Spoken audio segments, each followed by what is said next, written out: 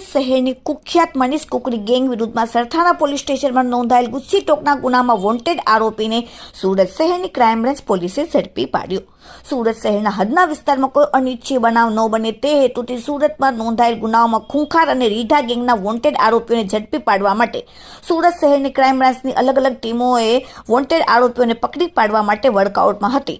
ત્યારે anti organise crime સ્કોડના પોલીસના માણસોને ટેકનિકલ સોર્સ તથા અંગત બાતમીને આધારે આરોપી અનિલ ઠાકોર હાલમાં ઉત્તરાયણ મનીષ ગરનારા પાસે બ્રિજ નીચેથી પસાર થનાર છે।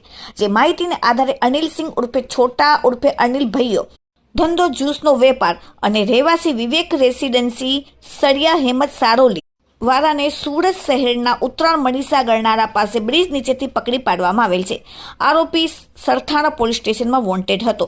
એટલું જ નહીં, પણ આ કામનો આરોપી આરોપી સાથે ગેરકાયદેસર મંડળી રચી એકસમ થઈ એકબીજાની મદદગારીથી મનીષ કુકરી ગેંગના આરોપી તથા આરોપીના પૈસા પરત આપેલ ન હતો। જેની અદાવતમાં ફરિયાદીને હોટલમાં રાતના આશરે 3:30 વાગ્યાના અરસામાં પ્રવેશ કરી મનીષ કુકરી ગેંગ દ્વારા ફરિયાદી તથા સાહેબને લાકડાના ફટકા તેમજ પાઇપો વડે જીવલેણ હુમલો કરી માર મારીને ગાડીના તથા હોટલના કાચ ફરિયાદીના તોડી નાખેલ તેમજ રોકડા રૂપિયા અને ડોક્યુમેન્ટની લૂંટ કરી સુરત પોલીસ કમિશનરના જાહેરનામાનો ભંગ કરીને નાસી જેલ હતો। જેથી આજે ક્રાઇમ બ્રાન્ચ પોલીસે પકડીને તેને સરથાણા પોલીસ સ્ટેશનમાં સોંપવાની તજવીજ હાથ ધરેલ છે। Bureau report, daily India TV, Surat.